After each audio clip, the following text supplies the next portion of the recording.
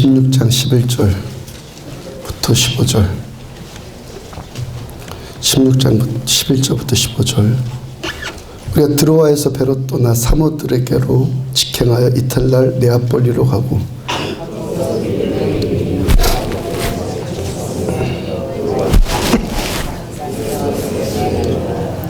안식일에 우리가 기도할 곳이 있을까요? 문 밖 창가에 나가 거기 앉아서 모인 여자들에게 말하는데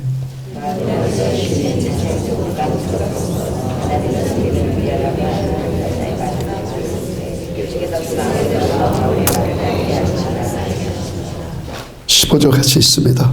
그와 그 집이 다 세례를 받고 우리에게 청하여 이르되 만일 나를 주 믿는 자로 알거든 내 집에 들어와 유하라 하고 강권하며 머물게 하니라.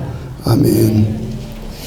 믿음, 믿기 어려운 믿음 이라는 제목으로 사도행전 230번째 말씀 전해드리도록 합니다. 저희 딸아이가 중학교 2학년인데 1학년 때부터 학교에서 RCY 걸스카웃과 좀 비슷한 개념 RCY 들어보셨죠? 거기에 가입을 했어요. RCY 지도 선생님이 그 학교 양호 선생님이라고 그래요.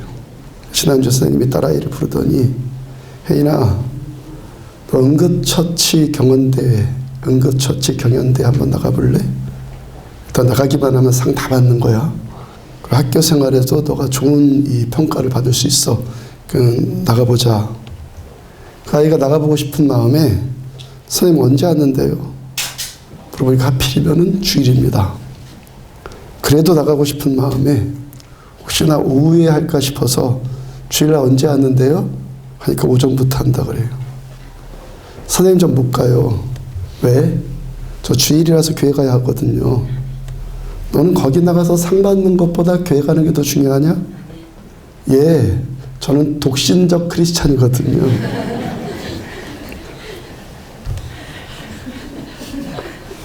엄마가 딸아이에게 그 이야기를 전해 듣고 혜인아 독신적 크리스찬이란 말은 혼자 사는 크리스찬이란 말이고 다음부터는 독신적이라고 하지 말고 독실한으로 해라. 독실한 크리스찬이라고 그래라. 얼마간 시간이 지나서요. RCY 같이 하는 반 친구가 또 딸아이한테 같이 가자고 또 막 꼬드기는 거예요. 같이 가자. 난 못 가. 그날 주일이라서 교회 가야 돼. 아니 교회는 항상 가는 건데 하루 못 빠져? 하루 빠지고 거기 가면 되잖아. 안 돼. 나는 독신적 크리스찬이거든. 그래서 엄마한테 한 말이요. 엄마 뭐 독신적 크리스찬이라고 해도 뭐 말귀는 다 알아듣던데 뭘 그러더라는 거예요. 아이의 그 태도에 대해서 저의 마음이 어떻겠습니까? 독실한 크리스찬이든지 뭐 독신적 크리스찬이든지 하여튼 무조건 안심되지 않겠어요? 안심. 제 아이들이 학교 성적 좋다고 해서 학교 성적 좋은 것 때문에 제 마음 제가 안심되겠습니까? 아이들이 뭐 공부 잘하면 좋게 하겠지만 그 공부 잘한 것 때문에 제가 안심된다 아니라는 거예요. 그렇다고 해서 뭐 공부 못한다고 해서 근심되겠습니까? 뭐 근심이 없는 정도는 아니겠지만 그게 뭐 큰 근심 정도는 아니겠죠. 아이들 향한 가장 큰 관심사 저 아이가 지금 믿음 안에서 자라고 있는가? 저의 관심사 아니겠어요? 제가 뭐 목사라서요? 아니요. 저 믿음의 고백 때문에 그러죠. 저도요. 여러분들 같은 신자로서요. 목사로서가 아니라. 왜 공부 잘하고 못하고 그게 뭐 크게 문제되지 않는데 아이가 독신적 크리스찬이야 라고 고백한 그 고백에는 제가 안심이 되고 감동이 되겠습니까? 이 아이가 하나님 알고 하나님을 믿으면 전능하신 하나님께서 그 아이의 삶을 책임져 주실 것이기 때문에 우리 하나님, 나의 하나님은 전능하신 하나님이니까. 전능하신 하나님이니까. 여러분들에게 계속 권면드리는 것이 여러분들의 자녀들이 10대 때 하나님을 만나면 정말 실제적으로 만나면 그 아이의 인생 가운데 가장 위대한 축복의 날이라고 하지 않았어요? 가장 위대한 축복의 날이에요. 하나님, 우리 하나님 살아계신 하나님이고 선하신 하나님이고 신실하신 하나님께서는 하나님을 알고 하나님을 믿는 여러분 아이들의 삶을 하나님의 선하신 뜻대로 하나님이 인도해 주실 것이기 때문에 하나님이 인도해 가신단 말이에요. 아이들 키우면서요, 가장 심각한 때가 중2 때라고 하죠. 중2 때. 요즘에 이 중2병이 일찍 온다고 하잖아요. 제 딸아이도 중2병 오기 전에는요, 아프면 제가 기도해주고 그랬겠잖아요. 그 아프면 기도해주면은 그 즉시로 낫지를 않으면요, 그 아이가 뭐라고 질문했다고 그래서 제가 간증 드렸어, 언젠가? 아빠 기도했는데 왜 안 나? 그 아이 저한테 그랬어요. 즉시로 안 났으면은 기도했는데 왜 안 나? 아빠가 저한테 물어봐요. 그러니까 이 아이에게는요, 기도해서 낫는 것이 기적이 아니라 기도하면 낫는 것이 그게 상식이에요. 기도하면 낫는 것이 치유받는 게 상식이라고. 그 제 아내에게 어떤 학부형이 수학과 좋은 것을 좀 알면 가르쳐 달라고 했는데 대답을 못한 적이 있었다고 말씀드렸잖아요. 그 아이들을 키우면서 우리는 수학과를 가본 적이 없거든요. 수학과를 가본 적이 없으니까 거기가 뭐 어디에 뭐가 붙었는지 어떻게 알아요? 하여튼 이 아이가 중2병 오기 전에는요, 기도하면 낫는 것 그 아이에게는 상식이었어요. 근데 초등학교 6학년 때쯤에 좀 이성이 좀 돌아오더라고요. 이성이 6학년 때쯤에. 그러다가 요즘에 다시 제정신으로, 믿음의 제정신으로 돌아왔는데 저녁에 아프면은 엄마 아빠 언제 와? 라고 아빠 기다리고. 지난번에 콩쿠르에 나갔었다고 그랬죠. 피아노 콩쿠르 바로 전날인데 아이가 그 이틀 전부터 감기가 왔다 그러고 또 다음날 콩쿠르 나가야 되는데 컨디션이 안 좋으면 안 되니까 안 되겠다 싶은 거야. 아이가요. 안 되겠다 싶은 마음이 들어서 제가 종종 말씀드린 거 있잖아요. 대충 아픈 사람보다 죽도록 아픈 사람이 오히려 치유받는다고요. 분명히 맞아요. 대충 아픈 사람보다 죽도록 아프면 나아요. 추석 때도 서울 가서 어느 분 위해 기도해 주었는데 이분이 지금까지 신유의 기적, 치유의 기적에 대해서 그렇게 민감한 분 아니었거든요. 보편적으로 따져봐서 신앙이 그렇게 딸리는 분은 아니었는데 신유의 기적에 대해서는 별로 체험도 없고 그런 민감하지도 않아 그랬어요. 그저 아프면 병원부터 가고. 이번에 오래전에 한 1년 전부터 교통사고가 났는데 병원 가도 안 낫는 거예요. 몇 개월 지속되는 그 고통 때문에 우울증까지 오고 어떨 때는 너무 아프니까 어디 가서 그냥 죽고 싶은 생각도 막 들고. 병원 가도 안 나으니까 이게 뭐예요 이젠. 기댈 때라고는 어디밖에 없는 거예요. 은혜밖에 없는 거죠. 기댈 때라고는 하나님의 은혜밖에 없다고요. 기댈 때라고는 은혜밖에 없다고요. 만나서 기도해 주는데요. 손을 얹는 순간에 화들짝 놀라더니 막 흥분하기를 시작을 해요. 이전껏 경험해 보지 못했던 어떤 체험이 그 몸속에서 막 몸에서 일어나니까 놀랍고 막 감사하기를 시작을 해요. 이것 아픈 것들이 치유되기를 시작하고. 어떤 사람이 은혜 받아요? 은혜는 어떤 사람 받아요? 기댈 때라고는 예수밖에 없는 사람이 은혜 받는 거예요. 아멘? 아멘. 기댈 곳이라고는 주님밖에 없는 사람에게 이 은혜가 받는 거예요. 그 성경도 말씀하시고 믿음의 선배들도 증언하고 이 시간 김 목사 저도 계속 말씀 전해드리는 것이 뭐죠? 오직 예수. 아멘. 올리 예수. 오직의 오직. 아멘. 어떤 것도 예수님과 우리 사이에 끼어들 거 없어요. 오직 예수. 제 딸아이도 내일이 당장 콩쿠르인데 이틀 동안 감기는 안 떨어지고 내일 감기 때문에 컨디션 안 좋아서 콩쿠르 망치면 어떻게 하나 그 아이의 그 조급한 마음 때문에 다급해졌어요. 그날도 교육관에서 밤늦게 연습하고 아빠 감기 때문에 힘들어 저한테 그러더라고요. 아이한테 기도해 주니까 신기하네 그러더라고요. 그 다음부터 아이가 이제 믿음의 제정신이 돌아온 거예요. 그 다음부터 아프면 저한테 와서 아빠 기도해줘. 제정신이 돌아왔죠. 몸 아픈 것뿐만이겠습니까 여러분들? 왜 이런 체험이 축복이죠? 독신적 크리스찬이 되는 이 믿음이 이 아이 평생의 은혜이고 아멘. 평생의 복되지 않겠어요? 아멘. 하나님 살아계시다는 걸 안다는 것, 그리고 그분을 의지한다는 것, 평생의 복이죠 이거. 창세기 12장 2절을 보면은 내가 너로 큰 민족을 이루고 내게 복을 주어 내 이름을 창대하게 하리니 너는 복이 될지라. 너는 복이 될지라. 무슨 말이에요? 아브라함 자체, 너 자체가 복이다. 아멘. 복 받을 거다. 이 정도가 아니라 너가 복이다. 아멘. 저 여러분들의 인생 자체가 복이다라고 한다면 더 이상 복 받을 것이 없을 만큼 다 받았다는 거 아니에요? 복 자체인데. 그 다음 3절, 너를 축복하는 자에게는 내가 복을 내리고 너를 저주하는 자에게 내가 저주하리니 땅의 모든 족속이 너로 말미암아 복을 얻을 것이라 하신지라. 그 다음에 뭡니까? 땅의 모든 족속이 너로 말미암아 복 받는다. 너는 복덩어리다. 복 자체다. 그 다음에 땅의 모든 족속이 너 때문에 복 받는다. 당연한 논리적인 순서이죠. 당연한 순서이죠. 아브라함 자체가 복이니까, 그가 복이니까 그 곁에 있는 사람들한테 당연히 복이 흘러가는 건 당연하죠. 이게 복덩어리가 있으면 옆에 있는 사람이 복 받는 거 당연한 것 아니에요. 아브라함이 누구라고요? 우리 믿는 사람, 믿음의 백성들의 대표. 믿는 자의 상징적인 인물. 믿는 자의 상징, 우리들의 표징, 표상, 그분이 아브라함이라고요. 그러니까 아브라함을 통해서 말씀하신, 하나님께서 아브라함을 통해서 말씀하시는 우리 하나님의 백성들의 정체성이 뭐라는 겁니까? 우리들은 복 자체. 우리 말 가운데 그런 말 있잖아요. 저 복덩어리. 그 복덩어리요. 하나님께서 우리 하나님의 백성들을 무엇으로 정의했다고? 우리들을 복덩어리로 정의하셨다고요.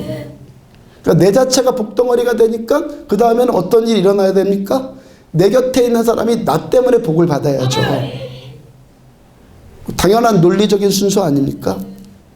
나를 싫어하고 나를 멀리하고 그런 사람에게 그 복 흘러갈 수 없겠지만 나를 축복하는 사람, 나를 사랑하고 내 곁에 있기를 원하는 사람에게는 당연히 그 복이 흘러가죠. 전달이 되어지죠. 그래서 너를 축복하는 자에게는 내가 복을 내릴 것이고 내가 저주하는 자에게는 내가 그를 저주할 것이다. 말씀하세요. 우리가 누구라는 거예요? 복덩어리. 우리는요. 여러분 누구라고요? 복덩어리. 그러니까 내가 복덩어리니까 어떤 일이 벌어지는 게 당연하다고요? 내 옆에 있는 사람도 같이 복 받는 게 당연하다고요. 이제 우리들 스스로에게 한번 여러분 자신에게 정직하게 질문해 봐야죠. 여러분들은 복덩어리십니까? 나로 인해서 여러분 곁에 누군가가 복 받습니까? 이거 물어봐야죠, 이젠. 그죠? 하나님의 백성은 복덩어리다.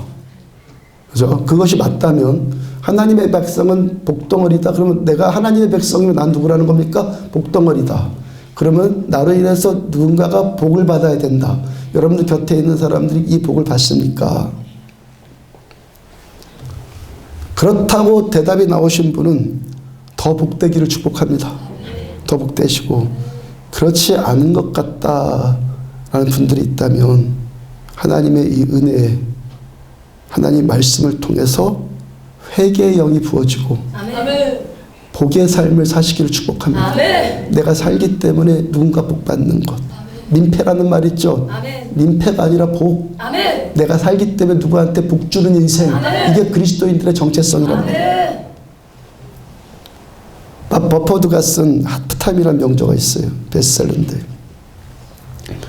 그 책에서 축구 경기가 전반전과 후반전이 있잖아요. 그 우리 인생에도, 우리들의 인생에도 전반전과 후반전이 있다. 그렇죠. 뭐 그 책에서 뭐 정의한 건 아닐지라도 다 알잖아요. 인생의 전반전과 후반전이 있다. 그리고 이 전반전과 후반전 사이에 10분이라는 휴식 시간이 있잖아요. 선수들이 그 10분 동안 뭐 하죠? 그냥 넉넉히 그냥 쉬고만 있겠습니까? 아무것도 안 하고. 뭐 하죠? 후반전부터는 어떻게 뛸 건가? 어떻게 할 건가? 막 감독으로부터 작전 지시를 막 받잖아요. 10분 동안. 저 여러분들의 인생이 얼마큼 살았든지 다 다를 텐데, 우리들 각자가 여기까지 살아온 이 인생, 지금까지 이 시점에서 이제 내일부터의 다음 시간을 위한 작전을 짜야 한다는 거예요. 아멘. 아무 생각 없이 다음 시간을 맞으면 안 된다는 거죠. 아멘. 그렇죠. 그 중간에 작전을 잘 짜야지 후반전이 어떻게 잘 되겠죠. 밥 퍼포드가 하프타임에 주장하기를 우리 인생의 전반전, 우리들의 인생의 전반전은 어떤 승리하는 것, 어떤 성공하는 것 그런 걸 추구했다면 인생의 후반전에서는 뭘 추구해야 되느냐? 의미를 추구해야 된다 그랬어요. 후반전에서는 의미를 추구하며 살아야 된다. 여러분들이 지금껏 살아오는 동안요, 우리가 정상적인 사람이라면 누구나 나 잘 되기를 원했잖아요. 나 성공하며 살기를 원했잖아요, 누구나. 근데 오늘 이 시간 주어지는 하나님의 말씀을 듣고 있는 우리가 지금 또 추구해야 될 우리 인생의 의미가 뭐라는 겁니까? 이제부터 우리가 의미를 추구하는 인생을 살아야 되는데, 의미를 추구하는 인생을 우리가 살아야 돼요. 성공하며 살 것이 아니라 이제는 좀 의미를 추구하며 살아야 되는데 어떤 의미를 추구하며 살아야겠냐는 거예요. 어떤 의미?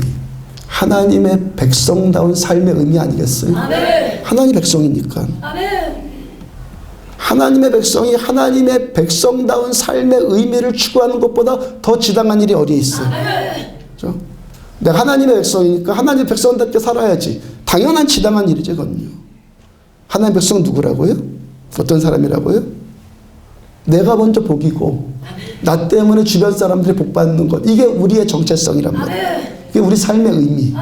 나 혼자 잘 살고 나 혼자 출세하고 나 혼자 뭐 어떻게 되고 이런 인생이 아니라 내가 복이 되고 그 다음에 복을 나누는 삶으로 여러분들의 인생의 목적을 다시 회복하기를 축복합니다. 내가 하나님의 백성 맞다면, 우리가 하나님의 백성 맞다면 하나님의 백성으로 우리가 바르게, 하나님의 백성으로 바르게 신앙생활하고 있다면 그건 뭐가 자동적으로 복이 되고 복을 나누는 삶이 되어진다는 거예요.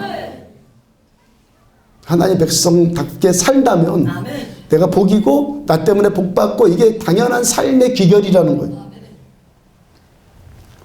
마태복음 7장 16절을 보면은 그들의 열매로 그들을 알지니.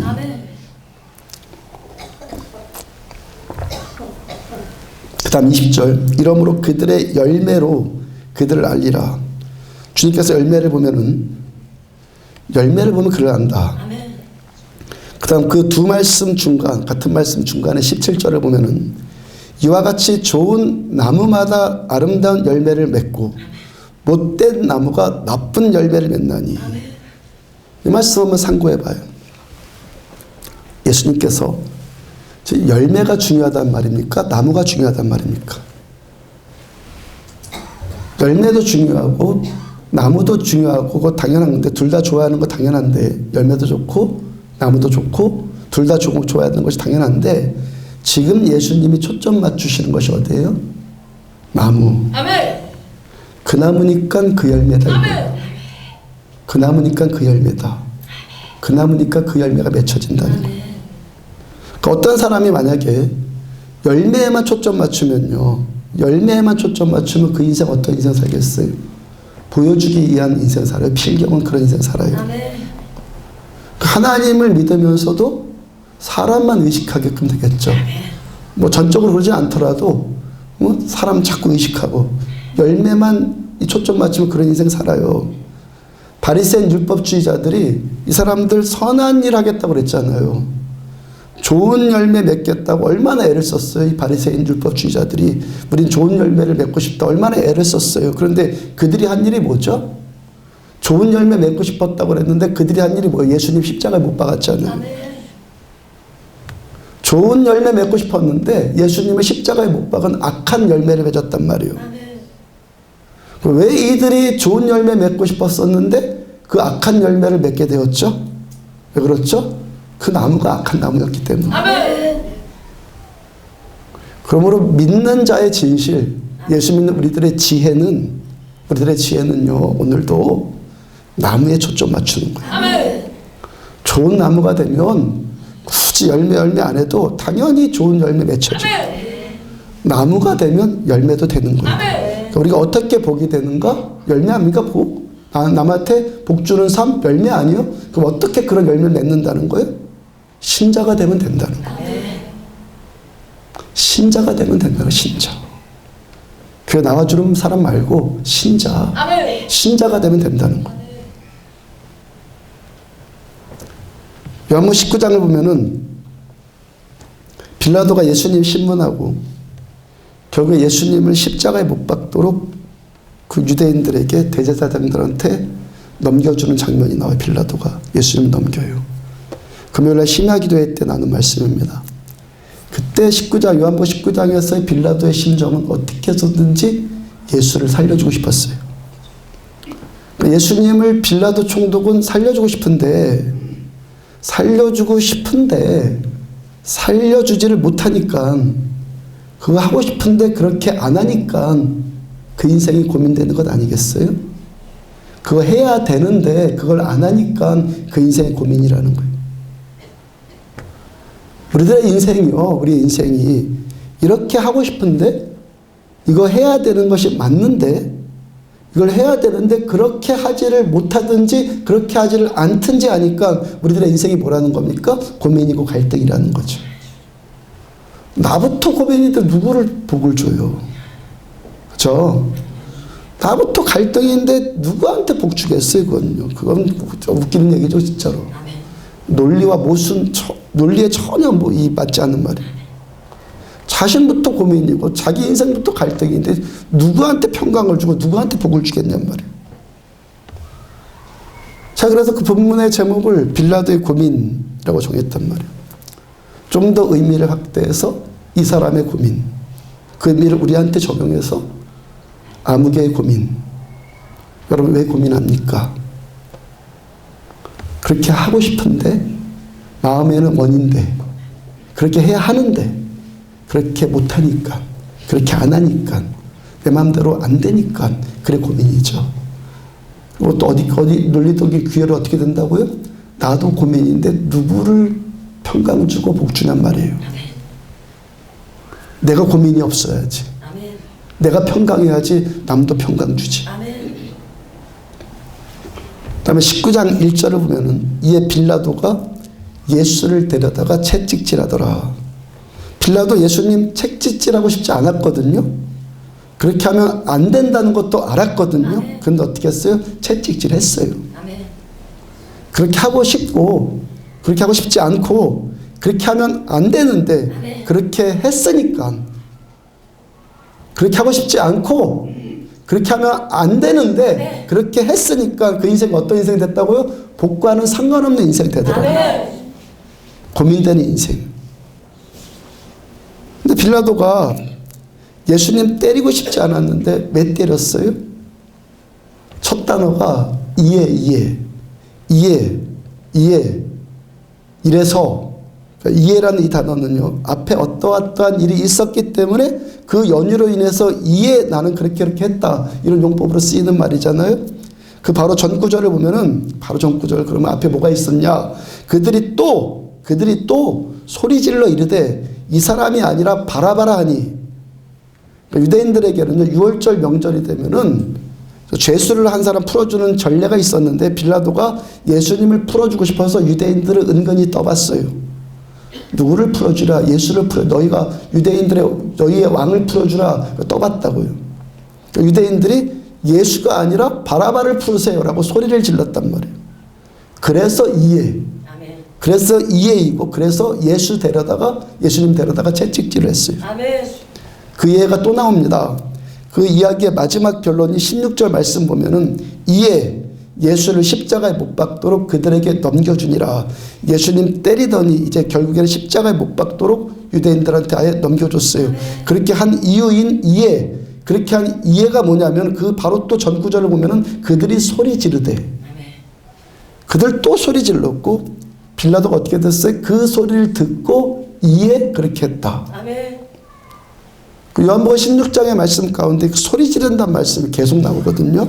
6절 보면은 대제사장들과 아랫사람들이 예수를 보고 소리질러 이르되 십자가에 못 박으소서 하는지라. 12절 이러함으로 빌라도가 예수를 놓으려고 힘썼으나 유대인들이 더욱 소리질러 이르되. 빌라도는 예수님을 놓으려고 힘을 썼는데 유대인들은 자꾸 더 소리 지르고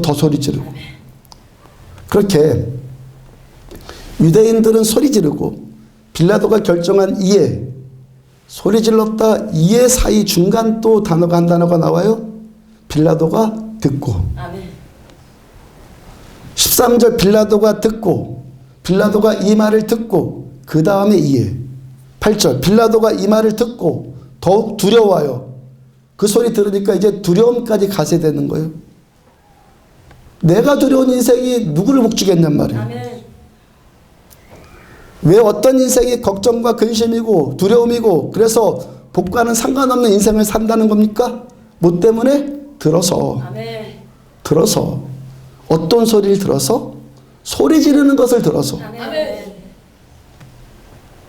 저 여러분들이 하나님의 백성이 많다면 하나님의 말씀을 들어야 되는데 하나님은 말씀은 듣지 않고 자꾸 소리 지르는 것들을 자꾸 듣는단 말이죠. 우리가 듣게 되는 가장 많은 소리, 가장 소리 지르는 그 소리가 어떤 소리죠? 내 속에서 올라온 소리 아니에요? 여러분, 저 여러분들이 이 자리에 왜 나오셨죠? 왜 여기에 나왔죠? 나쁜 소리 듣지 않게 나온 것은 당연해요. 그렇죠? 왜 여기 나쁜 소리 나왔겠어요? 그런데 좋은 소리 듣고 싶은 거, 좋은 소리 듣고 싶어서 나온 것도 아니에요. 나쁜 소리 들으려고 나오지 않은 것, 그건 당연하고 좋은 소리 듣고 싶어서 나온 것도 아니란 말이에요. 우리는요, 좋은 소리건 나쁜 소리건 그런 소리 들으려고 여기 온 것이 아니라 예수님의 소리 들으려고 나온 거예요. 사람의 소리는 그 소리가 내 소리건 남의 소리건 좋은 소리건 뭐한 소리건 사람의 소리 들으면요 범민과 갈등이 생길 수밖에 없는 거예요. 하나님의 백성은 하나님의 말씀을 들어야 되는 겁니다. 하나님의 백성들은 하나님의 음성을 들어야지 하나님의 백성들의 마땅한 삶인 복덩어리의 인생이 되는 거예요.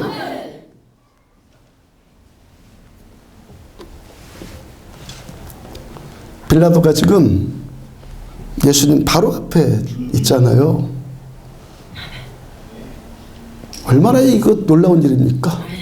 우리는 예수님 한 번만 봤으면 소원이 없겠는데 저는. 근데 빌라도는 지금 자기 앞에 바로 앞에 예수님 계신단 말이에요. 그런데 바로 앞에 있는 예수님 소리 못 듣고 사람들이 소리 지르는 소리만 지금 듣고 있단 말이에요. 우리가 예수 믿으니까 교회 나오니까 이 시간 예배드리고 있으니까 주님의 임재 바로 앞에 서 있는 이 시간, 그 시간 아닙니까? 근데 우리가 이 시간도 겸손해져야 될 것이 뭐라는 겁니까? 내가 지금 이 자리에 있다고 해서 예수님의 소리를 듣고 있는 것이 아닐 수도 있다는 거예요.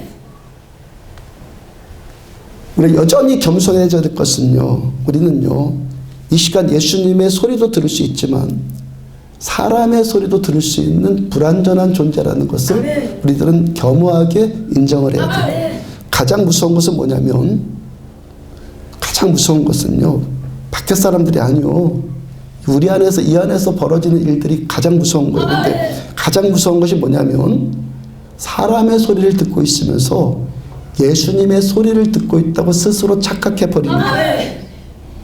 사람 소리 듣고 살면서 나는 예수의 소리 듣고 있다. 종교적인 소리 들으니까, 성경적인 소리를 들으니까 그게 마치 예수의 소리를 듣고 있다라고 스스로도 속고 남도 속이는 것이 가장 무섭다는 거예요. 좋은 소리가 예수님 소리 아니에요. 의로운 소리가 예수님 소리 아니에요. 예수님의 소리만 예수님의 소리예요. 그러면 이것이 예수님의 말씀인지 내 안에서 올라오는 소리인지 사람의 소리인지 어떻게 구분할 수 있죠? 왜 빌라도가 말씀 자체이신 예수님 앞에 바로 앞에 있는데도 예수님의 말씀은 듣지 못하고 자기 소리를 비롯한 다른 사람 소리를 비롯한 사람의 소리를 듣습니까? 빌라도가 왜 결국에는 예수님을 십자가에 못 박는 그 결정을 합니까? 왜 빌라도는 그들의 소리를 두려워해서 예수의 소리가 아니라 그들의 소리를 선택을 합니까? 왜 그렇죠? 그 소리가 자기의 이익과 결부되어 있기 때문에 그런 거예요. 아멘. 빌라도가 로마로부터 파송받은 유대의 총독이고 그래서 로마 황제 카이사에게 잘 보여야 되잖아요.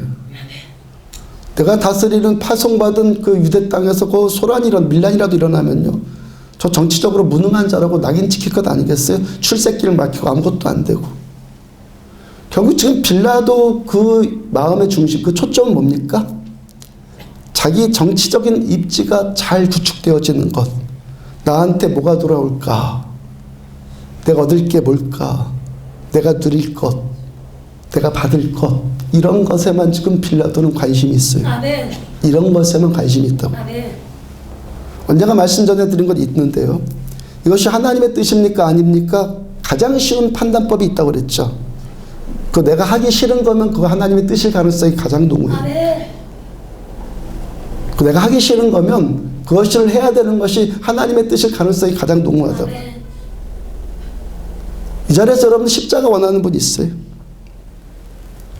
이 자리에서 아무리 예배 드리면 노래하면서 십자가를 줄 수 있나? 뭐 죽기까지 충성하리 노래해도 그 노래가 진짜인지 가짜인지는요, 어떻게 할 수 있어요? 정말 십자가에 맞닥뜨려 봐야죠. 정말 십자가 앞에 맞닥뜨려 봐야죠. 그게 진짜인지 아닌지 알죠.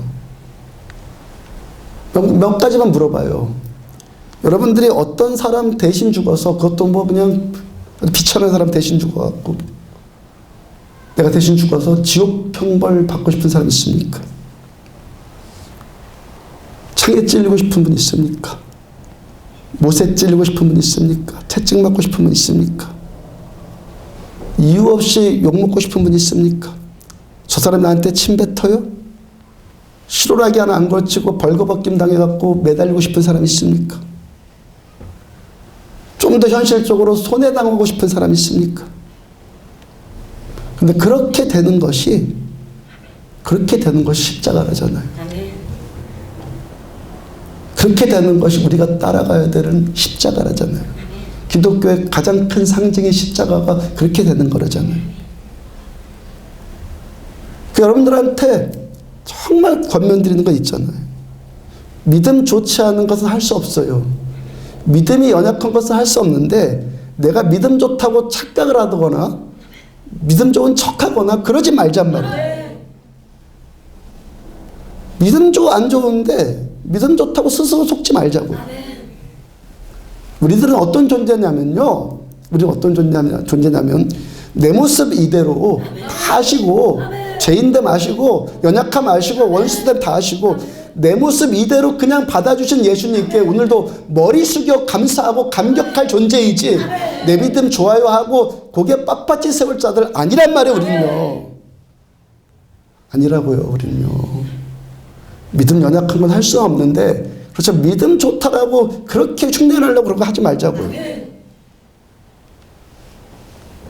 이 소리가 예수의 말씀인지 사람 소리인지 어떻게 구분이 된다는 거예요? 내가 지금 나의 초점이 나의 이익인지, 내가 지금 이 문제 때문에 내가 희생당할 길을 감수하는지, 그거 보면 알 수 있다고. 그게 믿음이냐 그게 불신이냐 이거예요. 충성의 반대말이 뭐라고 전해드려요? 충성의 반대말이 게으름, 나태함. 그런 대답은 교회 안 다니는 사람도 다 하는 대답이고 초등학생들도 다 알아요. 그건요. 근데 우리들에게서, 예수 믿는 우리들에게서 충성의 반대말은 열심이에요. 가장 좋은 것을 가로막는 것은 항상 좋은 것들 몇 가지거든요. 예수님을 가로막는 것이 뭔지 아십니까? 사람의 좋은 것들이에요. 그래서 어떤 사람이 아까 은혜 받는다고요? 의지할 때라고는 예수밖에 없는 사람이 은혜를 받는 거예요. 몇몇 좋은 것들이 있는 사람들은 아직 은혜 받기가 좀 더 기다려야 되죠. 그럼요. 예수님의 말씀을 가로막는 것이 뭔지 아십니까? 틀린 소리 가로막아요? 아니요. 옳은 소리가 가로막아요. 사람의 의로운 소리가 예수님의 말씀을 가로막는 거예요. 말은 옳으래. 그런데 말은 분명히 옳은 말 하는데, 그 옳은 말 하는 자가 어떻습니까? 자기 희생당하는 거 싫거든. 바로 그 문제예요. 말은 옳은 말 하는데, 자기 옳은 주장하는데 자기 희생당하는 거 싫어요. 열심히는 합니다.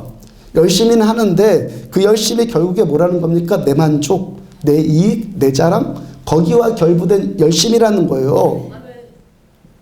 그 열심히, 충성의 반대말이 그 열심이란 말을 그랬어요. 빌라도가 왜 예수님이 지금 자기 바로 앞에 있는데도 예수님의 말씀을 못 들어요? 왜 어떤 사람이 지금도 주님의 말씀이 선포되고 있는데도 주님의 말씀을 지금 듣지를 못합니까? 지식으로만 들리고 상식이 좋은 말로만 들리고 왜 그렇습니까? 예수님을 따르려고 듣는 말씀이 아니라 내 만족을 위해서 듣는 말씀이기 때문에 하나님의 말씀이 하나님의 말씀으로 안 들리는 거예요. 주님을 따르려고 들어야 되는데 그 말씀은 그 말씀대로고 좋은 내용 듣고 나는 여전히 나 하고 싶은 대로 살아. 그게 사람의 소리로 들리는 그랬어요. 믿음이 뭡니까? 믿음. 오늘 설교 이 말씀에 오늘 본 말씀의 설교의 본질이 지금 이 질문이거든요. 빌라도가 예수님을 십자가에 못 박는 이 선택을 할 수밖에 없는 것이 무엇 때문에 그랬다고요? 이 사람은 지금 자기 이익에만 초점 맞춰져 있기 때문에.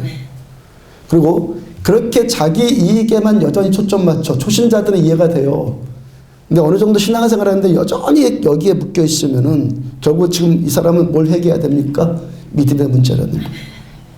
내 믿음 잘못 믿은 거예요. 종교만 배웠어요. 껍데기만 배운 거예요. 어떻게 하는 것이 나에게 이익일까? 이 중심은 어떻게 하는 것이 나의 이익일까? 여기에만 초점 맞춘 중심은요. 그 표현이 어떻게 나타나든지 종교적으로 아주 그냥 경건한 것 같이 나타나든지 아니면 그냥 먼 산 보고 나타나듯이 그 표현과는 상관없이 뭐라는 겁니까? 믿음과 멀다는 거예요. 그래 이 시간도 주님께 회개의 은혜를 간구하면서 듣고 생각해 봐야 될 것이 진지하게 나 자신에 대해서 생각해 봐야 될 것이 뭡니까? 히브리서 11장 6절에서 믿음이 없이는 기쁘시게 못하나니 하나님 우리가 기쁘시게 해드릴 수 있는 것은 오직 믿음인데 내 믿음이 참 믿음인가 생각해 봐야 되잖아요. 내 믿음이 진짜 믿음인가? 난 정말 주님을 기쁘시게 해드리는 자일까? 내 믿음 진짜여서? 그거 생각해 봐야 되잖아요. 우리가 주님을 기쁘시게 해드리면 믿음으로 주님을 기쁘시게 해드리면 당연히 우리 뭐가 됩니까? 복덩어리 될 것이고 그 복 다른 사람과 나누는 인생 살겠죠. 우리가 신자인데 신자의 신자됨이 뭐죠? 믿음이에요. 우리 어떻게 복덩어리가 되고 곧 믿음의 참된 나무가 되어서 다른 사람들한테 선을 베풀면서 사는 좋은 열매 맺는 인생을 살 수 있다는 겁니까? 믿음. 그래서 샤를르 푸커라는 영성가가 한 말이 있습니다. 이분이 한 말이 믿는 자에게 가장 어려운 일은 믿는 일이다 그랬어요. 믿는 자에게 가장 어려운 일은 믿는 거라고요. 이 사실을 늘 인정하고 죽을 때까지 겸손하셔야 됩니다. 겸손하지 않으려고 해도 믿는 자에게 가장 어려운 일은 믿는 거구나. 이거 알면 인식하고 살면 어떻게 교만해져? 어떻게 교만해져? 종교적으로 좀 뭔가 습득됐다고 그래 믿음이라고요? 아니요.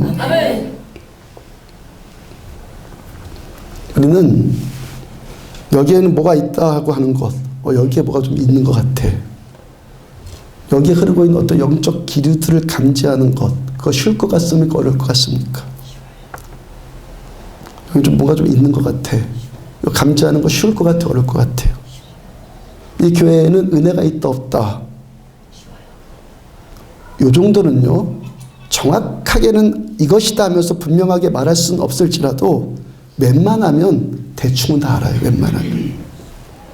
저 목사 설교 좋다 안 좋다 그런 문제는요 이제 처음 교회 나와도요 교회 10번만 나오면 다 알아요. 그거요.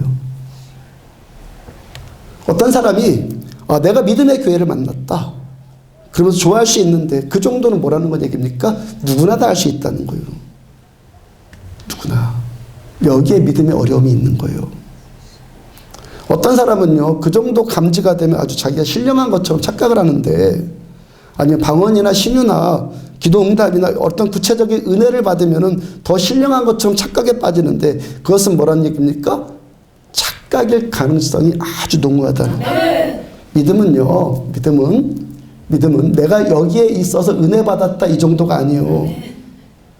진짜 믿음은 내가 여기서 은혜 받았다 이 정도가 아니라 은혜가 하나님의 은혜가 여기 오게 하시는 주역이 되는 겁니다.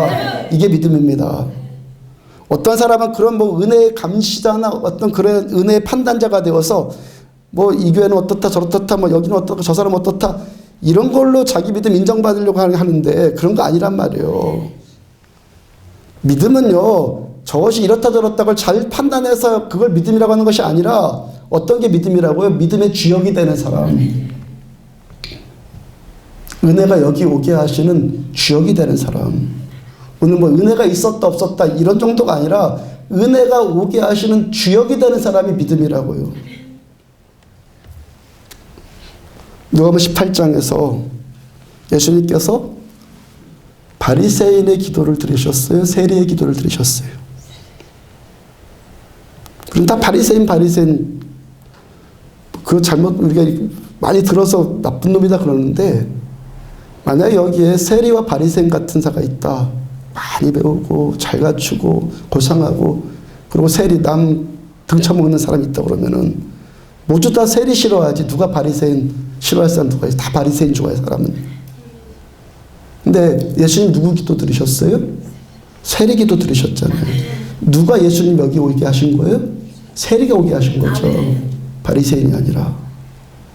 마리아가 예수님께 순전한 나드 한 근을 쏟아부을 때 그때 순전한 나드 한 근을 뭐 노동자들 1년치 월급 되는 거 하나도 안 쓰고 갈만큼 그 가치 있는 만큼을 그냥 쏟아부었을 때 주님께서 어떤 사람을 사랑하셨죠?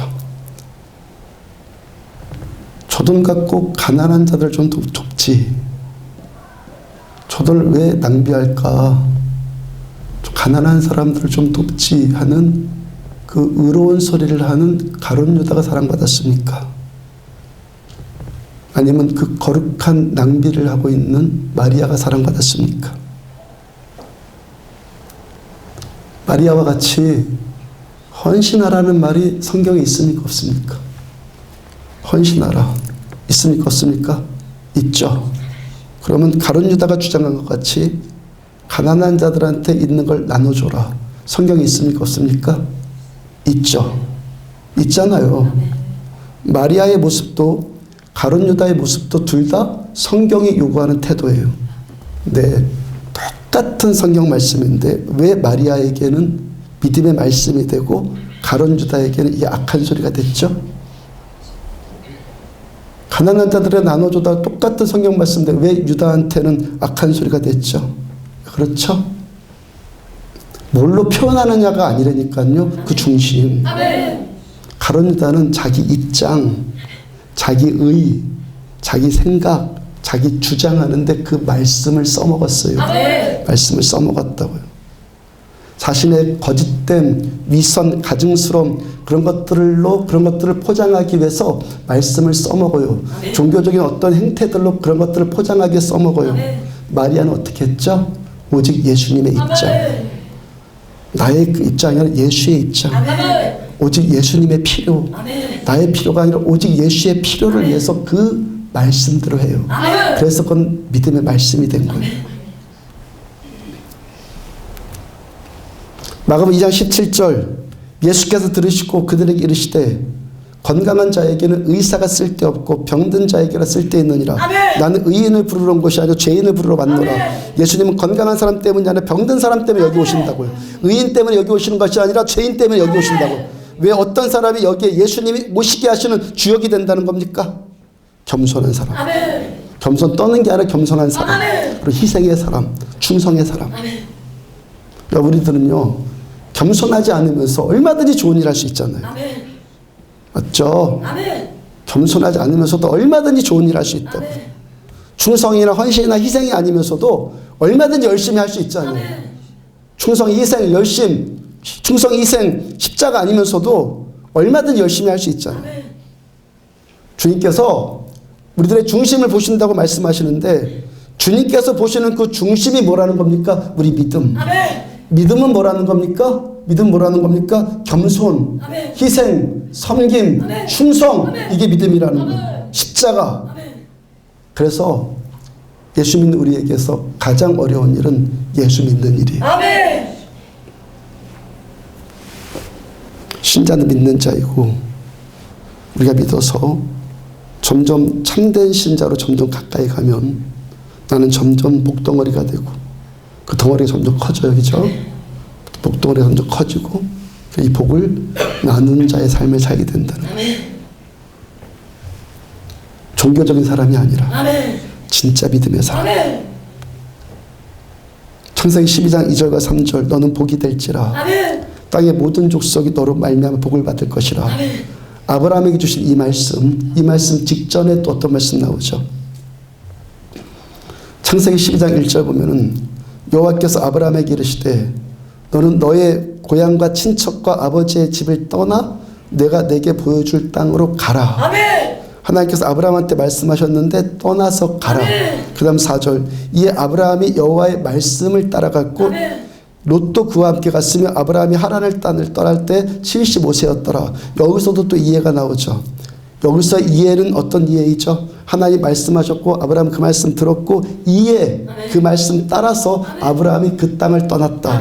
그래서 아브라함이 뭐가 됐다고? 복 자체가 되었고 복 나누는 자가 되었다. 이게 신앙생활의 전부라는 거예요. 이게 신앙의 전부예요. 교회의 전부, 믿음의 전부, 예수 믿는 것의 전부. 말씀을 들었고 말씀 따라 갔다. 이게 신앙의 전부라는 거예요. 이게 복이고 이게 복 주는 인생이고.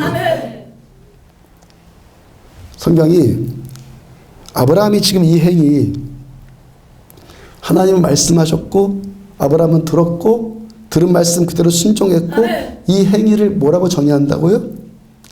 히브리서 11장 8절을 보면은 믿음으로 아브라함은 부르심을 받았을 때 순종하여 장래 유업으로 받을 땅에 나아갈새 갈 바를 알지 못하고 나아갔으며 믿음이 뭐라는 겁니까?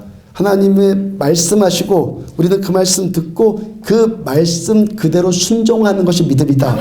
그래서 우리가 하나님을 믿는다고 할 때 이 믿음의 핵심 가치 두 가지, 신앙의 전부라고 할 수 있는 핵심 가치 두 가지가 뭐예요? 듣고 하고. 하나님 말씀 들었고 그 말씀대로 하고 그럼 뭐가 된다고요? 복이 된다고요. 그럼 복이 된다고요. 듣고 순종하고 이것이 믿음이고 이것이 그리스도인이고 이것이 하나님의 백성이고 이게 복 자체라는 거예요. 듣고 행하고 이게 전부라는 거 전부. 그럼 왜 아브라함이 들은 이 말씀?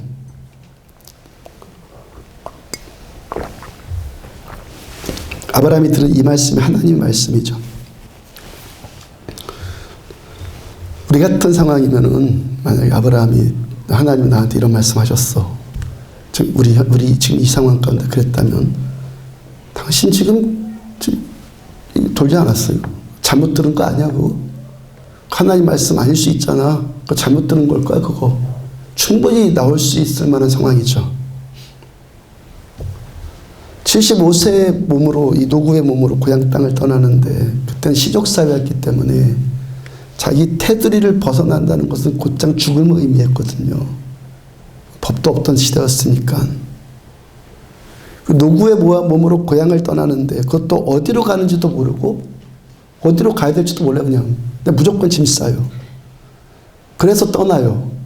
그것이 당장 자기 눈앞에 어떤 이익이나 어떤 만족이나 그런 게 있는 행위입니까? 그걸 물어봐야 되는 거예요. 아멘. 아브라함의 그 생애, 아브라함의 생애 절정이 뭐죠? 100세 얻은 아들 이삭을 제물로 바치는 거잖아요. 그 사건이, 그 바치라는 것이 지금 내 눈앞에 있는 나의 만족, 나의 이익, 그거를 초점 맞췄다면 그거 할 수 있는 일입니까? 그래서 아브라함 보고 믿음이다 하는 거예요. 아멘. 이것이 하나님의 말씀이냐? 그렇지 않느냐는 것은 대부분 이렇게 분별이 된다는 거예요. 어떤 종교적인 감각으로? 아니, 감각이 전에 이성으로. 아멘. 대부분 이렇게 분별되어져. 이게 믿음인지 아닌지 어떻게 알 수 있다는 거예요. 많은 사람들이 내가 지금 이미 뭘 하고 싶다 다 결정해 놨어요. 난 뭘 원한다, 난 뭘 어떻게 하겠다 이미 다 정해놓고 그 다음에 기도해 본다고 그래요. 그러다가 자기가 원하는 그것과 비슷한 암시를 조금이라도 받으면 응답이다. 암시를 조금만 받으면 이제 응답 받았어. 그리고 그거 해요. 그 하나님의 말씀입니까? 하나님의 말씀이냐고요. 그건요, 소리 지르는 소리일 가능성이 아주 농후합니다. 아멘. 소리가 아닌 하나님의 말씀은 지금 당장 내 눈앞에 기다리고 있는 것은 십자가이고 희생이고 헌신이고 충성이고 그런 것이 주로란 말이에요. 아멘. 하나님 말씀. 열심, 그 다음에 충성과 헌신, 이게 구분됩니까? 아멘. 열심도 충성도 헌신도 겉으로 보여지는 모습은 똑같죠. 열심의 형태. 똑같은 형태잖아요. 근데 어떤 열심은 뭐라는 겁니까? 그 중심이 자기 만족을 위한 열심일 수 있죠. 아멘. 어떤 열심은 자기 희생과 자기 포기와 아멘. 자기 죽음의 열심일 수 있죠. 아멘. 바로 그 차이예요.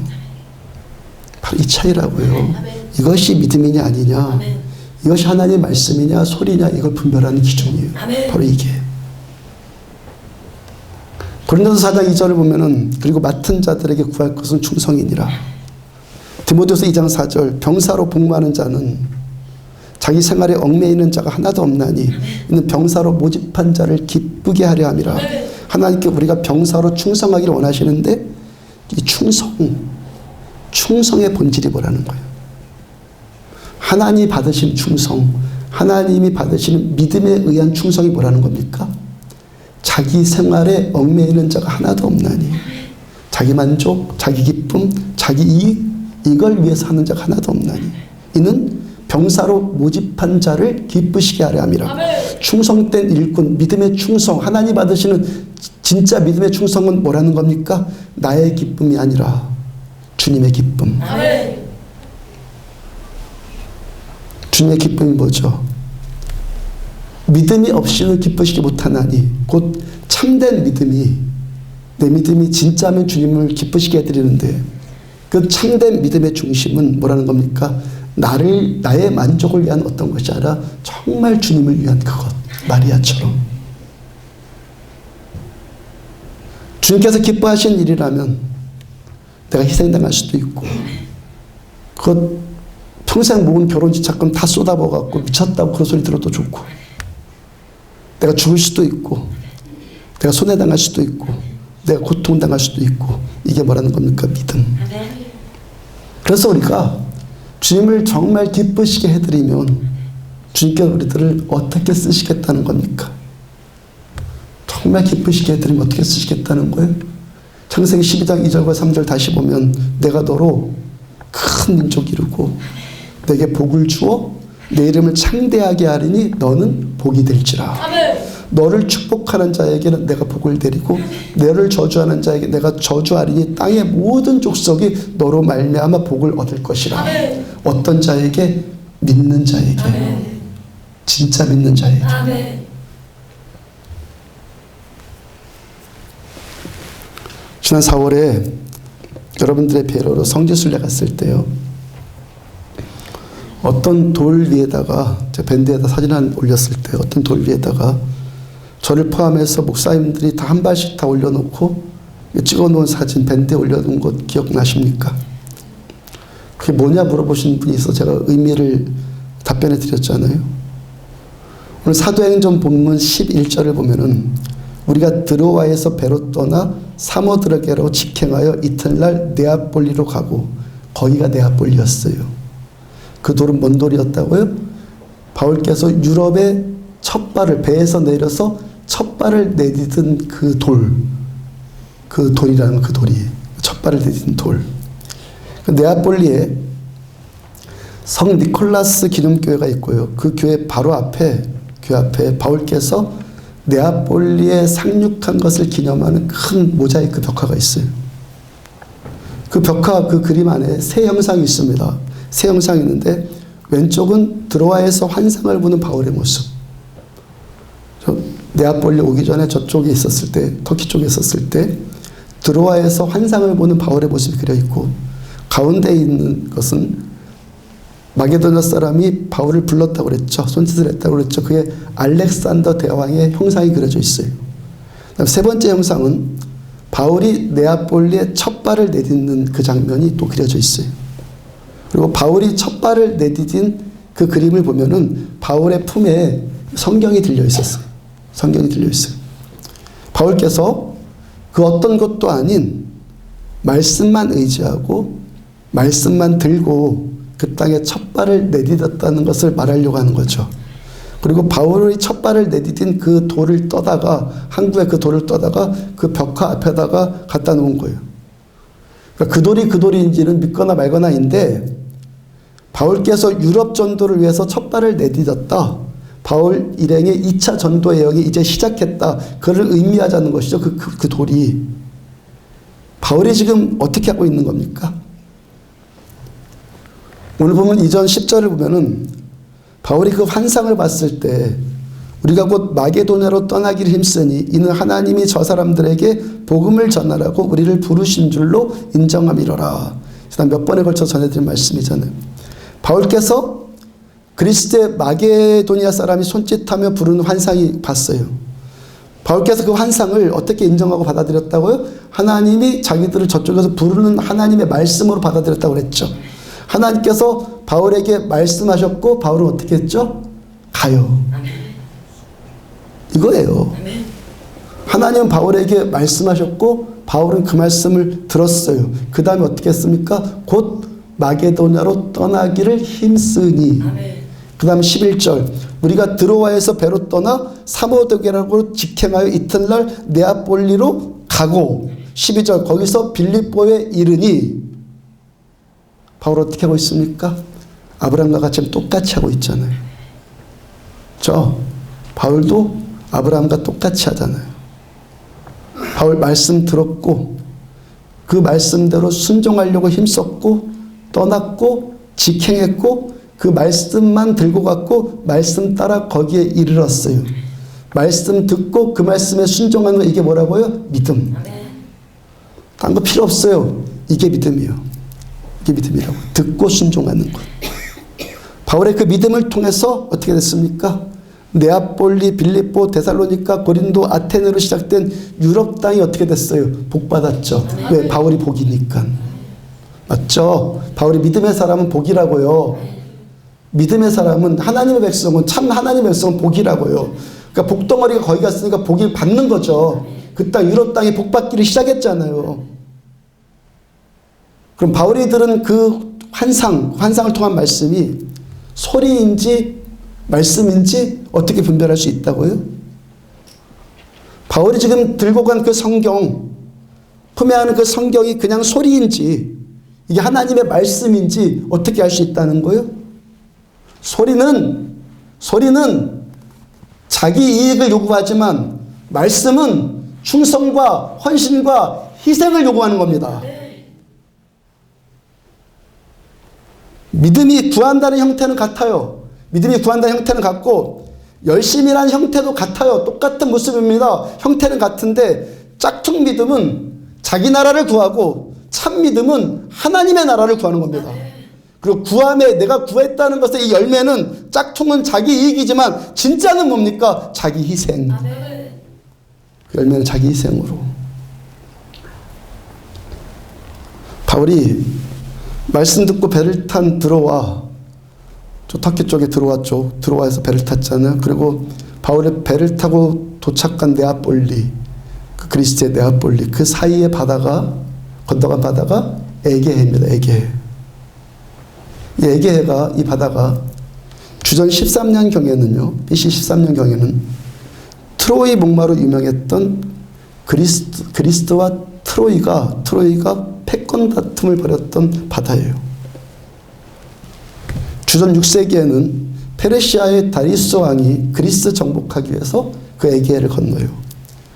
주전 4세기에는 그리스의 알렉산더 대왕이 세계를 정복하기 위해서 또 그 바다를 건너요.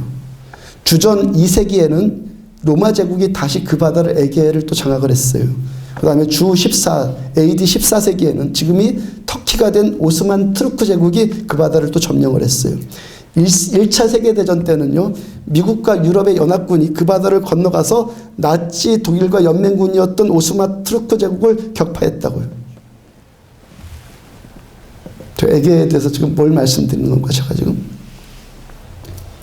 지금껏 그 바다를 건넌 자들이 다 어떤 자들이었다는 겁니까? 명분은 어떻는지 모르겠지만 전부 자기 야욕, 자기 야망 채우기 위해서 다 그 바다 건너요. 왜 바울이 참 믿음의 사람이고 바울이 들고 있는 그 성경, 품에 안고 간 그 성경이 진짜 하나님의 말씀이 되었습니까? 바울은 죽기 위해 그 바다 건넜기 때문에. 그게 믿음이라고요. 그 다음에 바울이 들어간 마게도니아의 첫 성인 빌립보. 이 빌립보는 또요, 정권 야욕에 붙들렸던 로마의 브루투스 너마저 했던 유명한 일화가 있잖아요. 그 브루투스와 나중에 아우구스투스 황제가 된 옥타비아누스가 결전을 벌인 곳이에요. 아우구스투스와 그다음에 브루투스가 결전 벌인 곳이 빌립보였다고요. 그 땅도 역시 어떤 그 땅입니까? 끝없는 욕망의 땅이에요. 에게에도 욕망의 바다. 그 땅도 뭐라는 겁니까? 다 자기 야욕을 펼쳐나갈 장소들, 그것뿐이었다고요. 성지순례 가서 빌립보에 처음 도착했을 때, 빌립보에 처음 갔을 때요, 몇천 평 되는 대지에, 제가 뭐 그런 땅 개념이 좀 없어가지고 몇천 평인지는 모르겠는데, 제 추측으로 몇천 평 되는 대지에 건물터가 있고요, 웅장한 기둥들이, 몇천 평 되는 곳에 건물을 세웠으니까 이 기둥들이 얼마나 컸겠어요. 그 기둥들이 있어서 야, 빌립보 정말 굉장하구나, 빌립보 교회 굉장했구나, 제가 그랬는데요, 그 터가 교회 터가 아니라 다 뭡니까? 그리스 신화에 나타난 아폴로를 비롯한 전부 우상신전터. 전부 우상신전터. 바울이 말씀 듣고 그 말씀만 의지하고 그 말씀에 순종해서 들어간 그 땅이 어떤 땅이었다는 겁니까? 사람의 야욕만 있었던 땅, 그로 인해 치열한 암투가 있었고, 그리고 우상을 섬기는 이방신전만 있는 그 타락한 그 땅. 바울이 선교했던 1차 선교지인 아시아 7개에 있었던 터키 지역이나 지금 2차 선교지가 시작되어진 이 빌립보를 비롯한 고린도 땅을 돌아보면서 제가 감동한 것이 그거였어요. 성지순례 가서 그 땅을 보면서 제가 감동한 것이 이것이었다고요. 빌립보 교회를 비롯한 대부분의 그 교회 터를 보면, 대부분의 교회를 터를 보면요, 아테네 신전을 비롯한 그리스의 이방 신전들, 그 웅장한 그리스의 그 이방 신전들 바로 옆에 교회가 세워 있어요. 아멘. 바로 옆에. 건물과 건물, 바로 옆 건물. 그러니까 그 이방 신전터와 교회를 비교해 보면요, 교회는 뭐 기껏해야 뭐 50평 정도, 뭐 크면 100평. 그 몇천 평 되는 그 신전들과 그 몇십 평 되는 교회터를 비교를 하면 어떻겠어요? 초라하기 이를 데가 없죠. 근데 교회터를 보면요, 대부분이 꼭 그 욕망과 야망과 타락이 난무했던 이방 신전터 바로 옆에 교회터라, 바로 옆에. 네. 정말 바로 옆 건물. 그 우상 건물 바로 옆에 교회를 세운 거예요. 그 건물만 비교해보면 어떻습니까? 초라하기 이를 데가 없죠, 교회가. 근데 왜 꼭 그렇게 웅장한 이방 선전터에다가 왜소해 보이기 이를 데 없는 그 교회를 거기다 세웠겠어요? 왜 그랬겠어요? 어떤 믿음의 표현이 있겠어요? 교회가 이길 거다. 아멘. 교회는 이긴다. 아멘. 교회는 이겼다. 아멘. 어떤 교회가? 말씀이 있는 교회가. 아멘. 하나님의 말씀이 있는 교회, 바울께서 들고 간 그 말씀, 붙들려간 그 말씀 있는 교회가 그 땅의 이방 신전들의 전혀 위축됨이 없이 당당히 뭡니까? 하나님의 나라를 선포해 나갔다는 거예요. 그리스 땅이 그리스 신화라고 해서 제우스, 아테네, 아폴로 온갖 잡신들이 난무한 땅 아닙니까? 그런데 지금은 어떤 땅이 됐어요? 그리스 정교회가 그리스의 국교가 되어 있잖아요. 거기는 99%가 예수 믿는 신자들이. 이사야서 60장 2절을 보면은 보라 어둠이 땅을 덮을 것이며 캄캄함이 만민을 가리려니와 오직 여호와께서 내 위에 임할 것이며 그의 영광이 내 위에 나타나리니. 하나님 모르는 세상은요 항상 어두움이요 항상 캄캄함이라고요. 근데 우리가 누구라고요? 그 캄캄함에 눌려서 나도 눌릴 자들이 아니라는 거예요. 우리는요. 그 바로 전구절 보면 일어나라 빛을 발하라. 이는 내 빛이 이르렀고 여호와의 영광이 내 위에 임하였느니라. 교회는 어떤 것입니까? 이 캄캄함과 어둠만 있는 이 땅에 여기서 빛을 발하는 것이 교회라는 거예요. 많은 사람들이 뭐 강릉은 어둡다, 단어 때문에 안 된다, 우상 숭배 도시다, 관광지에서 타락했다, 복음화율이 5%밖에 안 된다, 안 될 수밖에 없는 이유들을 자꾸 만들어내는데 원래 교회가 어떤 것이라는 겁니까? 교회는 안 될 수밖에 없는 곳에서 되는 것이 교회란 말이에요. 우상 그 신전 바로 옆에 세워지는 게 교회란 말이에요. 단 거기에 뭐가 있었다는 거예요.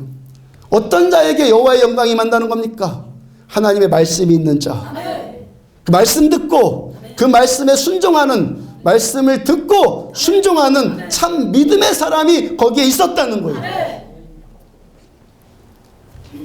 하고 싶어서 할 만하니까, 나한테 이익 될 것 같으니까, 나한테 만족되니까 그래서 하는 것이 믿음이 아니라 하나님의 말씀이니까 하는 것이 믿음이다. 나를 위한 열심이 아니라 나의 양심에 비춰보면 알잖아요. 알잖아요. 우리도 각자 알잖아요. 지금 내가 열심히 하는 것이 나를 위한 열심이냐 뭐냐. 자기를 위한 열심이 아니라 하나님의 나라를 위한 희생, 하나님의 나라를 위한 충성, 하나님의 나라를 위한 헌신과 십자가를 지는 것, 이 열심이요. 바울이 그 믿음의 사람 되니까 바울이 뭐라고? 바울이 가는 곳마다 복 받잖아요. 귀신이 쫓겨나가고 죽은 자들이 살아나고 안 되는 자들이 되고 앉은 병이 일어서고 복의 통로가 되잖아요.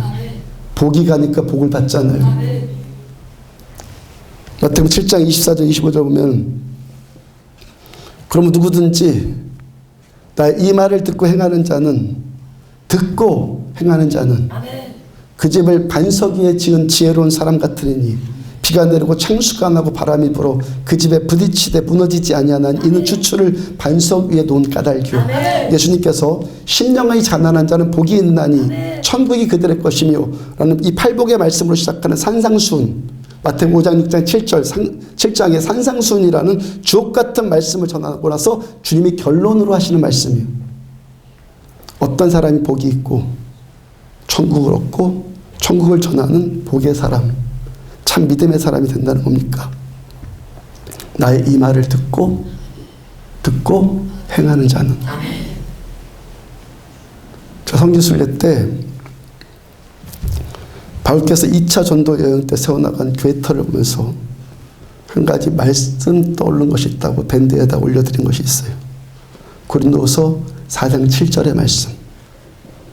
우리가 이 보배를 질그릇에 가졌으니, 이 보배를 질그릇에 가졌으니 이는 능력의 힘이 큰 것이 하나님께 있고 우리에게 있지 아니함을 알게 하려 함이라. 우리한테 있지 않아요. 하나님께만 있어요. 바울만 보고 그때 당시에 그런 상황들, 그런 현실들만 보면은 우리는 누구입니까? 질그릇과 같은 존재들이죠. 근데 이 질그릇 안에 누가 담겨 있다고요? 보배이신 예수. 저 여러분들에게는, 믿는 자들한테는 예수님이 계세요. 근데 이 질그릇이 어떻게 돼야 되죠? 깨져야 돼요. 깨져야지만 보배이신 예수의 능력이 나타나는 거예요. 질그릇 같은 우리들, 불의하게서 우리는 자체 발광하면 안 된다니까요. 질그릇이 무슨 자체 발광이에요? 없어요. 사람이 잘하는 거 그거 웃긴다니까요. 믿음이 있다? 우리 평생 겸손해져야 된다니까요. 뭐가 좋아요? 뭐 믿음이 좋고 그런 사람 없어요. 질그릇이에요. 질그릇 같은 우리들 말씀 듣고 이 말씀 따라 순종하고, 순종하려니까 부서질 수밖에 없거든요. 말씀 듣고 순종하려면요 깨질 수밖에 없어요. 내가 부서지지 않고 어떻게 순종을 해요? 깨져야지만 순종이 되는 거예요. 근데 깨지니까 어떻게 된다고요? 이 질그릇 안에 계셨던 보배가 드러나기 시작하는 거예요. 마리아가 평생 모아뒀던 옥합, 그 안 깼으면 향기가 나왔겠어요? 깨버리니까. 말씀 듣고 순종하려면 깰 수밖에 없다고요. 깨니까 그 안에 있던 향유의 향기가 온 방을 예수님의 그 뇌를 자극하고 예수님의 마음의 향취가 되어서 그 향기가 들어가죠. 말씀 앞에 깨지니까 거기서 하늘의 향기가 나는 거예요. 깨지니까, 부서지니까 천국의 능력이 오는 거예요. 어떤 사람이 믿음의 사람이라고요? 여기 뭐 있다 없다 이 정도 아니라고요. 믿음의 주역. 주님이 여기에 오시게 하는 사람. 어떤 사람? 말씀 듣고 순종하는 사람. 순종과 말씀 사이에 뭐가 있다고요? 부서짐, 깨짐. 그 참 복의 사람이 되니까 내 안에 계시는 이 예수의 향취, 예수의 향기를 전하는 자가 되고, 무능한 자에게는 예수의 능력을 전하는 그 통로가 되는 거예요. 주 여호와의 영이 내게 임하였으니 가난한 자들한테 아름다운 소식을 전하고, 눈먼 자의 눈을 뜨게 해주고, 젖는 자들을 걷게 해주고, 포로된 자들을 자유케 해주고. 어떤 사람이 이렇게 할 수 있다는 거예요? 믿음의 사람. 믿음의 사람. 참 믿음의 사람 되어서 복이 되고, 복의 통로로 의미 있는 인생, 하나님의 백성답게 살아가는 의미를 추구하는 삶 되기를 주의 이름으로 축복합니다.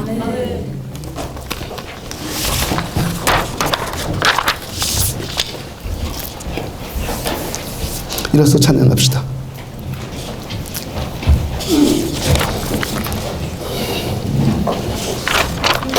그가 오신 이후 찬양합시다.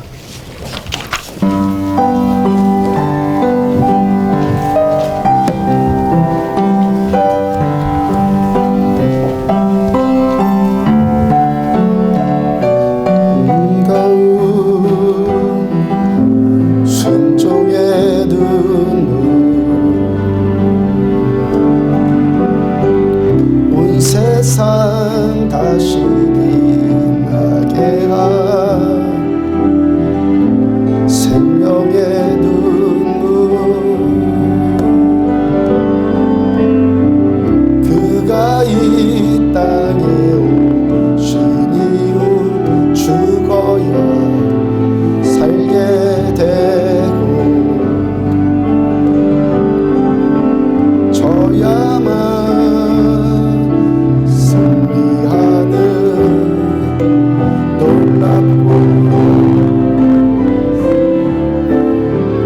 들으신 그대로 회복시킨 우리의 창조주 그리스도, 십자가의 길로 아버지 뜻 이루셨네. 그가 이 땅에 오신 이유 이제 우리에게 맡겨진 그 소망, 그 사랑, 그 생명, 아름답고 눈부신 십자가의 길, 우리가 이 땅에 살아가 이유, 이 세상 가장 아름다운 순종의 눈물. 온 세상 다시 빛나게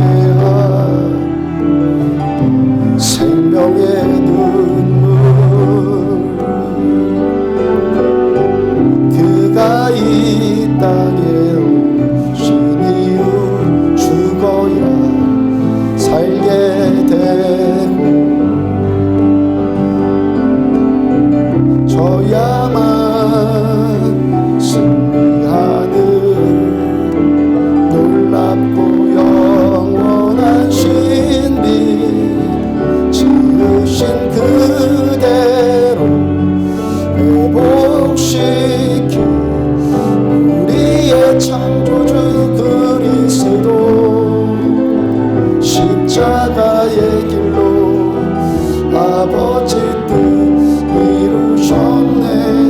그가 이 땅에 오신 이유 이제 우리에게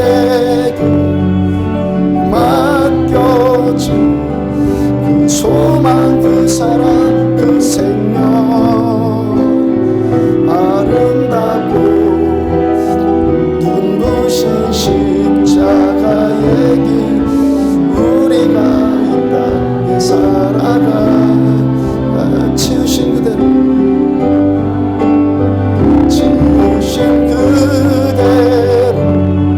회복시키 우리의 창조주 그리스도 십자가의 길로 아버지 뜻 이루셨네. 그가 이 땅에 오신 이유 이제 우리에게 맡겨진 그 소망 사랑 그 생명 아름답고 눈부신 십자가의 길 우리가 이 땅에 살아가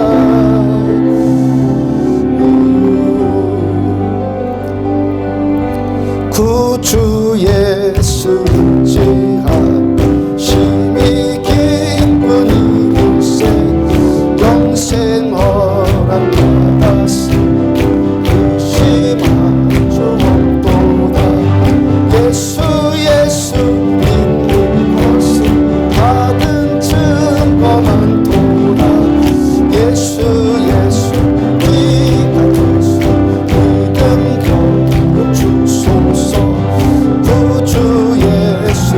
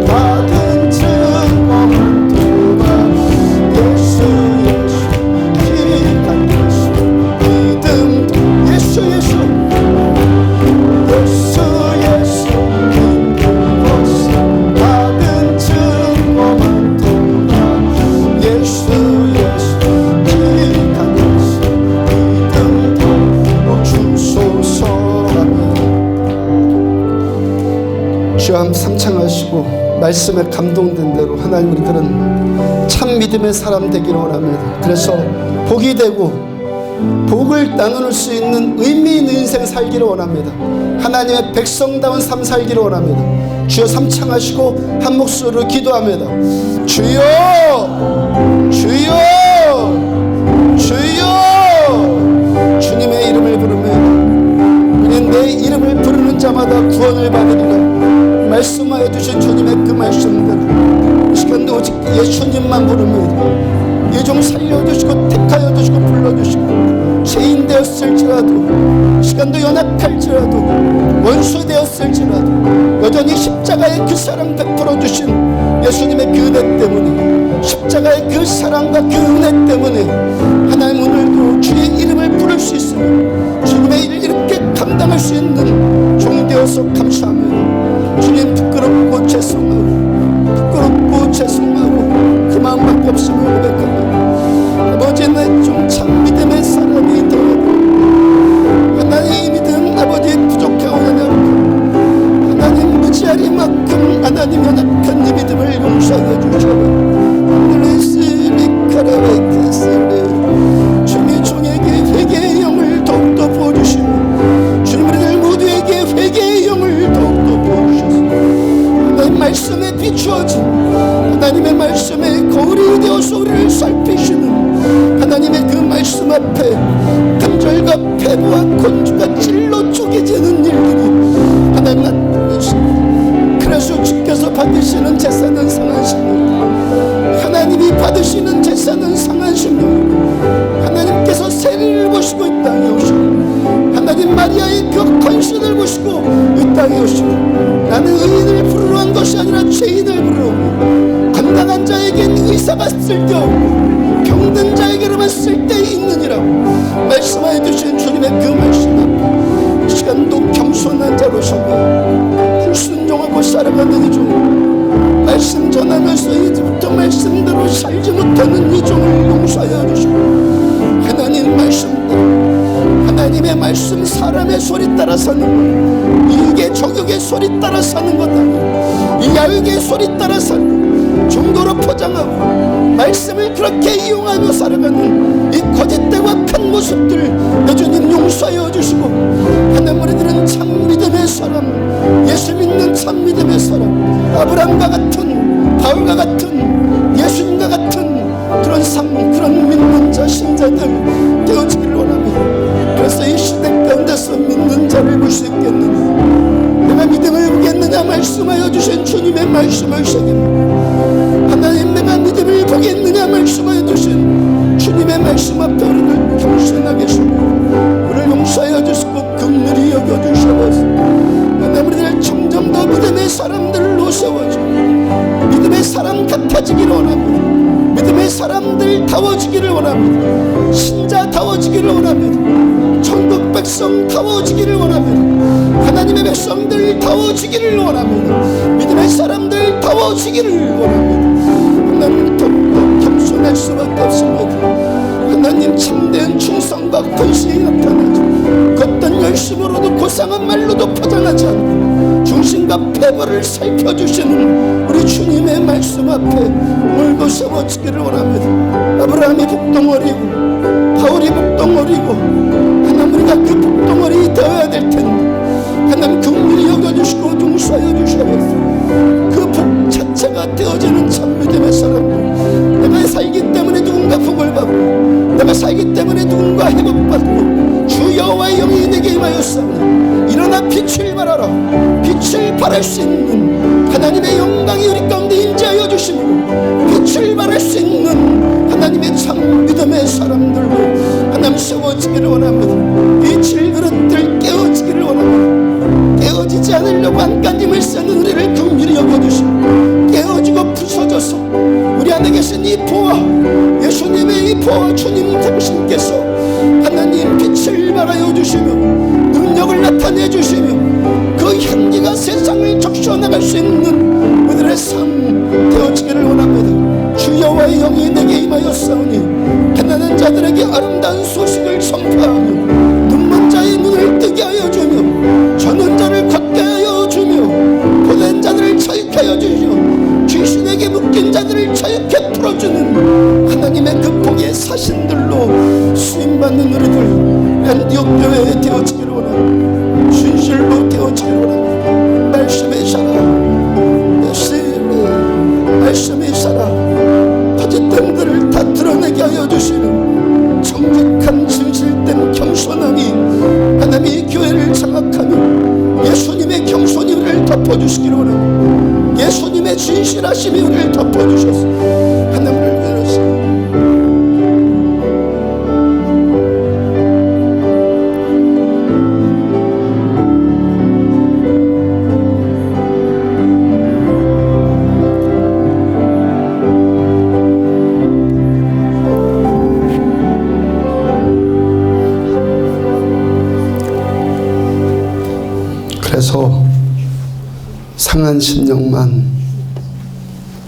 그래서 상한 심령만 주께서 받으신다는 그 말씀을 이 아침에 우리들은 또 깨닫습니다. 믿음이 아닌데도, 믿음이 연약한데도, 그렇지 않은 것처럼, 가론유다처럼 종교적인 것으로 하나님의 말씀을, 이 거룩한 말씀을 그렇게 이용했다면 우리들을 용서하여 주옵소서. 이 말씀이 거울 되어서 우리들의 중심과 패부를 살펴 참 믿음의 사람들이 되기를 원하는 하나님의 부르심 앞에 순전하게 반응하는 우리들 다 되어지기를 원합니다. 우리가 복이다.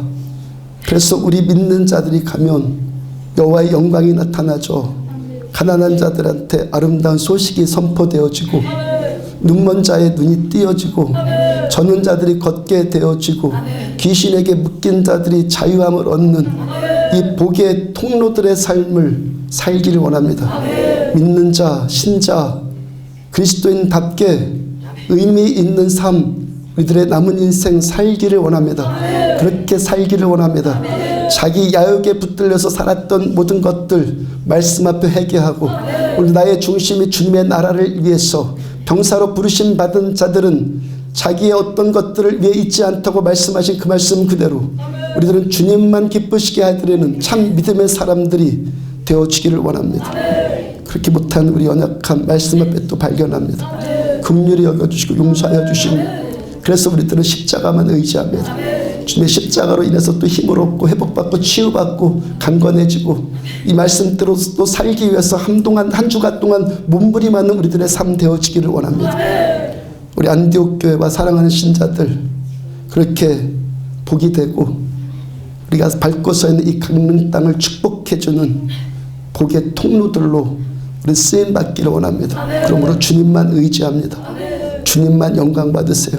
질그릇들 안 깨지려고 안다라는 우리 모습들 긍휼히 여겨주시고 말씀 따라 깨지는 자들마다 예수의 빛이 향치가 드러나지는 그런 인생들 살기를 원합니다.